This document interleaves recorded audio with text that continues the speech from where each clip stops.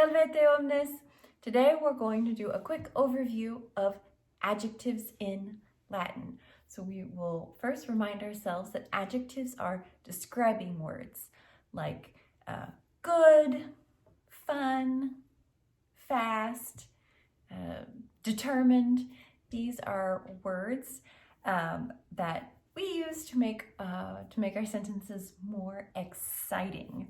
Now, of course, in Latin, an adjective always must agree with whatever it is modifying or whatever it's describing in case, number, and gender. And so this means that an adjective is going to have to be able to change its gender. Let's look at an example here. So most adjectives are going to be in two categories. They're either going to be first, second, or third.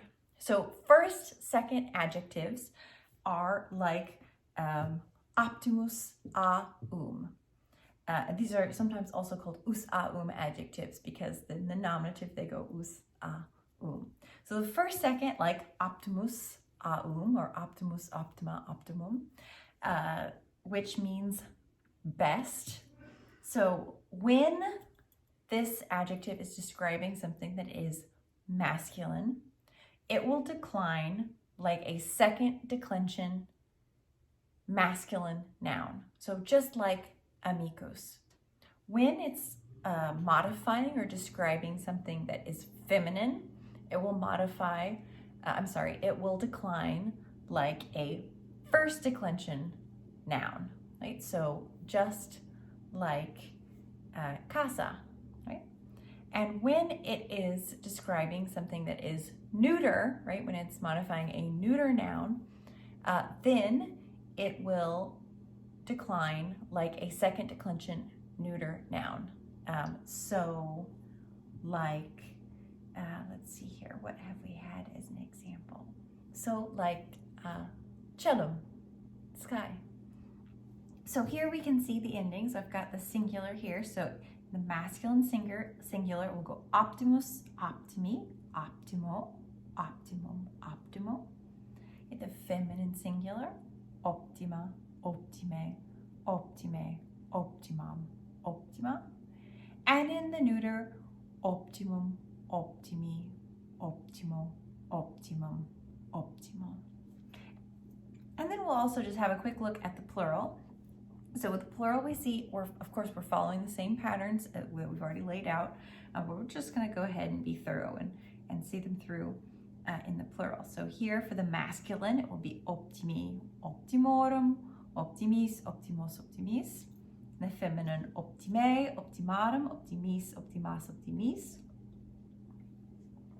And in the neuter, optima, optimorum, optimis, optima, optimis.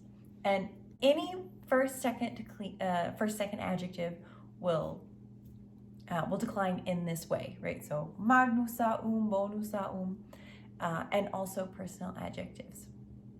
Now, the other big group of adjectives we'll see are third declension.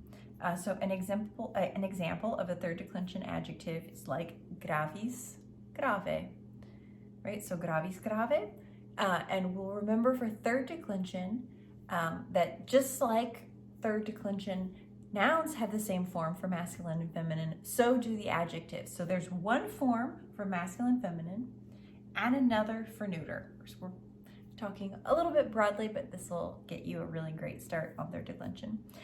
So gravis, grave, and here we can see, right, so the masculine and feminine have the same form. So whether they're, whether this is modifying, house, casa, or friend, amicus, it's going to have the same form. Even though the gender is going to change, the form will be the same. So we can see here. And then for the neuter, it's going to decline like a third declension neuter.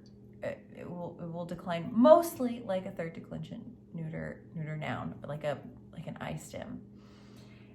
So here we see we're going to go gravis, gravis, gravi, gravim, gravi. And we're noting that because it's an adjective, it's going to always have the I here, where we might have otherwise expected an E for, as we see in nouns.